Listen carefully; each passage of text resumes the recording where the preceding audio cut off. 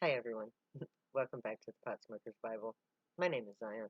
I'm the author of the Pot Smoker's Bible, which contains the prophetic book of Zion, where I get my name and authority.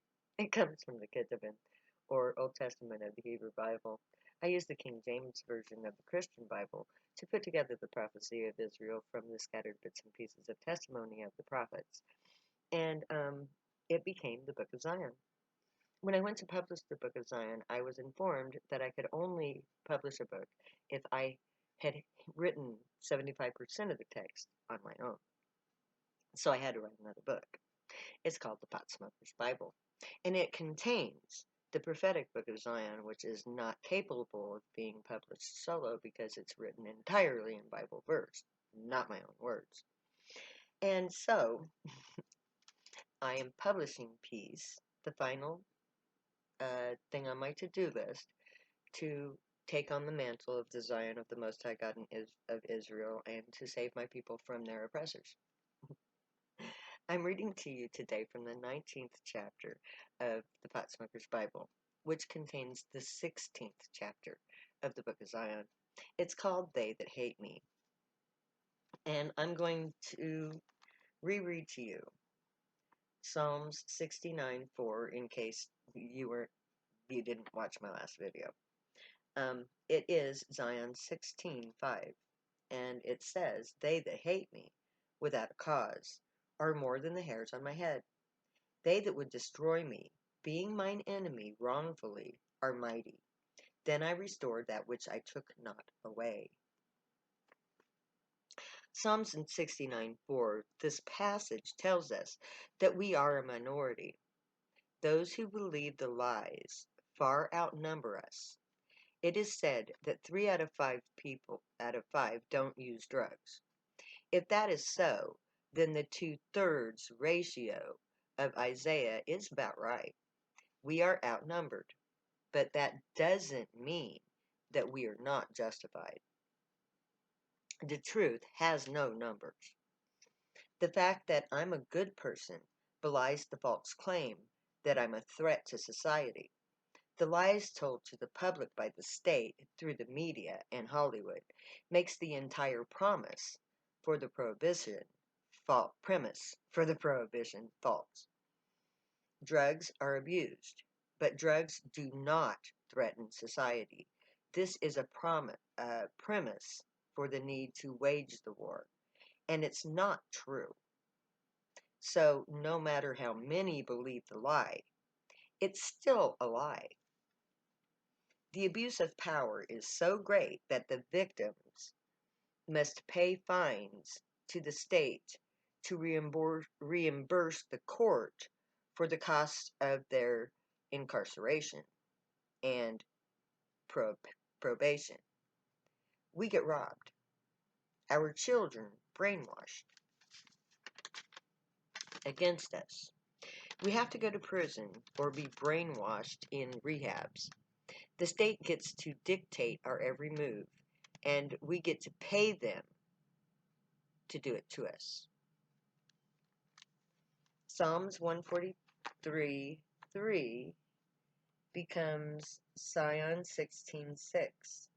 For the enemy hath persecuted my soul. He hath smitten my life down to the ground. He hath made me to dwell in darkness, as those that have been long dead. This is telling us that my people are living in hell. We live our lives in hiding. Many of us have chosen to work at night in the dark. We come out at night like horror show monsters. Many have adopted dark makeup and clothing to embrace the image of evil. When I read this verse, I see in my mind the Gothic movement, but I also see a vision of the dark plane. I first found myself on this dark plane in 1979. Since then, I have visited it periodically. I move along a path into the vision. That path leads us to the light of Zion, to Zion itself. The vision starts black as space, and is deep, but it leads to light. I stood on the edge of an abyss for years.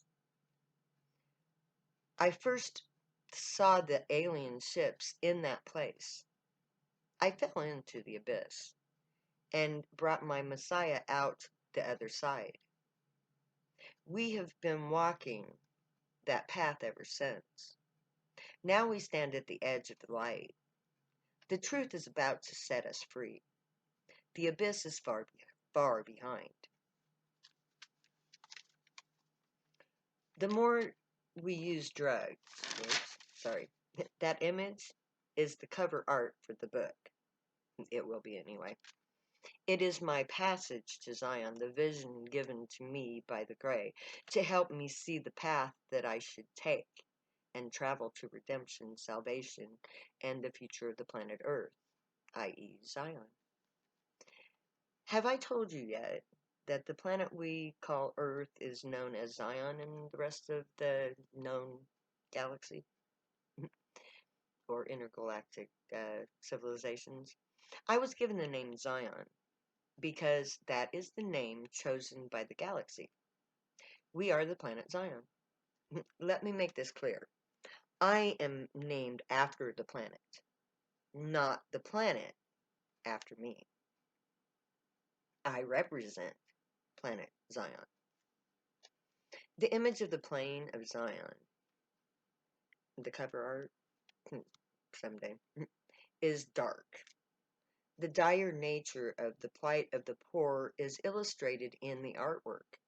The abyss of despair testifies to the deadly nature of poverty and more immoral behavior in society, as well as the plight of the drug user. I represent that portion of society. That is my spiritual reality, the reality society imposes on me and my people.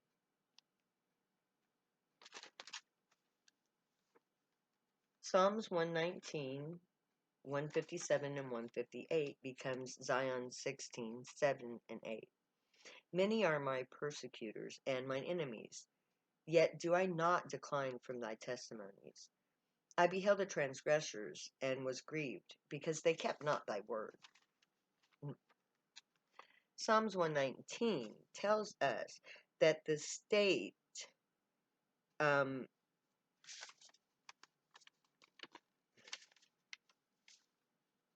and that the state is to blame and that they will not stop ever. The more we use drugs, the more the persecutors the state hires to imprison us. The power and the size of the police force and the judicial system has increased because of the prohibition turned war against a war of genocide. But no matter how many government employers are used to hunt us down and rob us blind and take away our lives from us, we still do what the Gray created us to do. We enjoy their company, and we do the best we can to promote joy and fellowship, peace and beauty. The state cannot kill us or convert us all. We are Zionite by nature. You can't win against nature. Verse 158 is exactly how I feel about the truth of my people's plight. The sheer hypocrisy of the war on drugs is so evident to me that I'm appalled that any patriotic American would allow the state to treat anyone so inhumanely. Yet you do. You violate not only the Constitution of the United States of America with your laws that violate the Bill of Rights, but you violate the testament of your own professed sacred text, the Bible. The war on drugs is a biblically predicted human rights violation that is the actions of the predicted hypocritical nation foretold in the prophecy. Habakkuk 2, 3-16 becomes Zion 16, 9-22. Behold, his soul which is lifted up is not upright in him, but the just shall live by their faith. Yea, also because he transgresseth by wine, he is a proud man, neither keeping at home, who enlargeth his desire as hell, and is as death, and cannot be satisfied, but gathereth unto him all nations, and heapeth unto him all people. Shall not all these take up a parable against him, and a taunting proverb against him, and say, Woe to him that increases that which is not his? How long? And to him that ladeth himself with thick clay?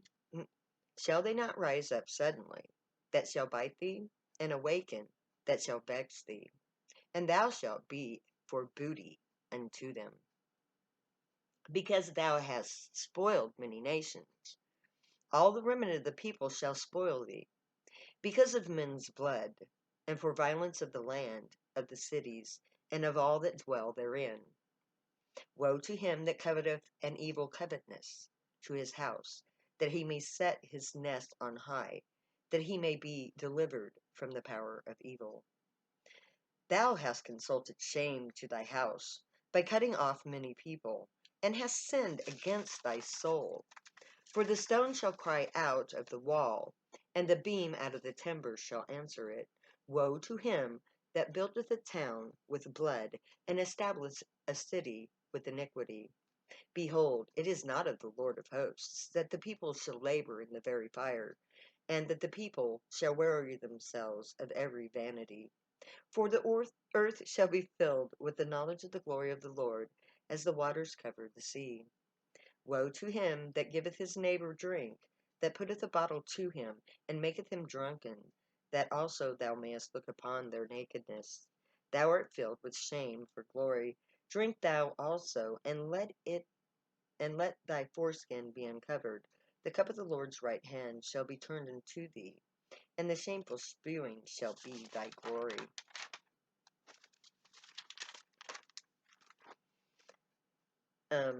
Habakkuk 2:3-16 is about the hypocrisy of alcohol use by those that prohibit marijuana and other drugs. It starts out by saying that the soul of the people are not upright. They have never been truly right in their morality. These people consider themselves the righteous, but they are not. The just, however, live by their faith. This is not to say blind faith, but a true belief in our way of life, to live a just life. That is the way of my people.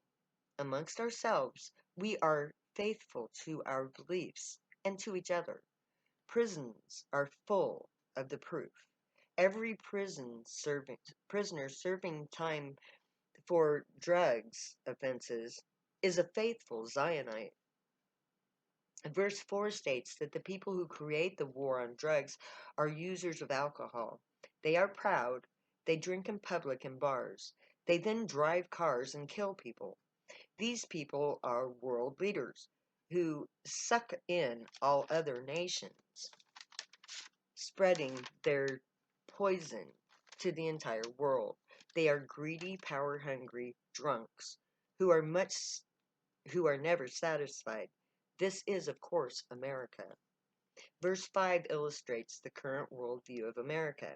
Thanks to American greed and self-righteousness, the world hates us, and that hatred is growing thanks to Trump. We are fast becoming the laughingstock of the world. We are being from toppled from our tall towers. As I write this, America is fast becoming a byword and a third world nation. Verse 6 says that America's enemies will rise up suddenly and awake. This enemy will vex you and strip you of your booty. In other words, Americans are going to be stripped just as you have stripped the world with your greed and power plays. So may the Grey watch over you, guide you, protect you, and keep you from all harm. And may they teach you right from wrong. May you be worthy of them. May your thoughts, words, and deeds reflect truth, good, and light, the unicorn way. Find your joy and pursue it. Make that your happiness. Make it your guild. Stay happy and high if you use drugs. You have every right and reason to. Believe me, I know. I wrote the book. I'm going to say later now, because you know I love you all way too much to ever say goodbye.